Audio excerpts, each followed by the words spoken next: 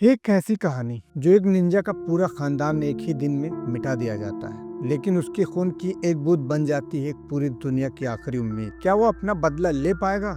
कहानी शुरू होती है 1617 जापान में। एक निंजा हेंजो अपनी फैमिली और क्लैन के साथ शांति से जिंदगी जी रहा होता है, लेकिन उसके जीवन की शांति तभी टूट जाती है जब बिहान नाम का एक खतरनाक वॉरियर आता है और उसके घर पर हमला कर देता है। हेंजो की वाइफ अपने बच्चों को फ्लोर के नीचे छुपा देती है, पर बिहान उन्हें मार देता है। जब हेंजो वापस आता है, उसके सामने उसकी बीवी और बेटे बर्फ में जमे हुए होते हैं। गुस्से में हेंजो अपनी तलवार निकालता है और एक के बाद एक असैसिन्स को खत्म करता है। उसकी फाइटिंग देखने लायक होती है। रोप्स और कुनाई का इस्तेमाल करके वो सबको खत्म कर देता है, लेकिन बिहान के साथ की लड़ाई में हेंजो घायल हो जाता है और आखिर जमीन पर गिर के मर जाता है। उसके शरीर पर एक ड्रैगन शेप्ड निशान होता है जो आग में जल जाता है और उसकी लाश गायब हो जाती है। इसी वक्त लॉर्ड राइडन आता है और उसके छोटे बच्चे को उठाकर ले जाता है। इस दुनिया में अलग अलग रियल्म्स होते हैं और इनके बीच एक डेडली टूर्नामेंट होता है, मोर्टल कॉम्बैट। अगर अर्थ रियल्म एक और बार हार जाता है तो आउटवर्ड पूरी दुनिया पर कब्जा कर लेगा। एक पुरानी प्रोफेसी कहती है कि हेंजो का वंश एक दिन चैंपियंस को जोड़कर जीत जाएगा। प्रेजेंट टाइम में हम मिलते हैं कोल से,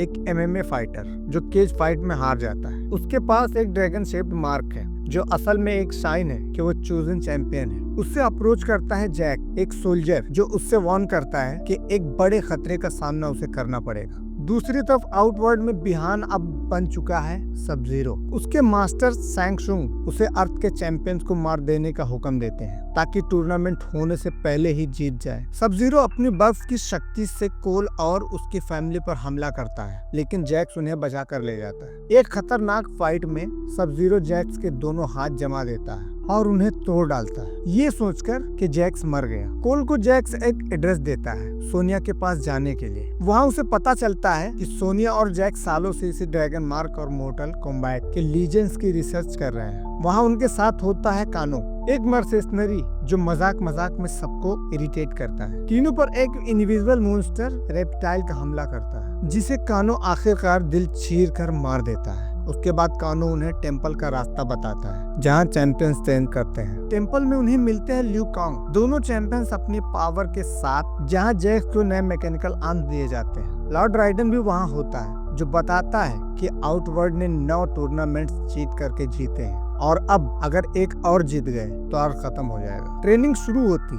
लेकिन कोल अपनी असली पावर एक्टिव नहीं कर पाता। कानो अपनी ट्रेनिंग में एक लेजर आई अनलेस करता है। धीरे धीरे सबको रियलाइज होता है कि कोल असल में हेंजो का डिसाइडेंट है। राइडन उसे वीक समझकर वापस करके घर भेज देता है, लेकिन आउटवर्ड के फाइटर्स टेंपल पर हमला कर देते हैं। कानो पैसों के लालच में बेट्राई कर देता है और एनिमीज को अंदर लाता है। एक भयानक बैटल होता है जिसमें कुंग लियो अपनी स्पैनिंग हैक से डेमन को 2 हिस्सों में काट देता है। इस बीच कोल के घर पर गोरो, एक 4 भाऊ मॉन्स्टर, हमला करता है। अपनी फैमिली को बचाने की कोशिश में कोल के हाइडन पावर एक्टिव हो जाते हैं। एक गोल्डन आर्मर जो उसे एक नए वॉरियर्स में बदल देता है। उस आर्मर की मदद से वो गोरों को मार गिराता है। रेडन सबको बचाकर एक वाइड में ले जाता है जहां प्लान बनता है कि हर वॉरियर्स अपने एक ओपोनेंट को अलग जगह पर फेस करेगा। सोनिया अपने फाइट में कानो को चालाकी से मार डालती है और उसका ड्रैगन मार्क पा लेती है। जैक्स अपने नए आर्म से रेकियो का सर कुचल देता है। ल्यू कांग अपने फायर ड्रैगन अटैक से केबल को जला देता है और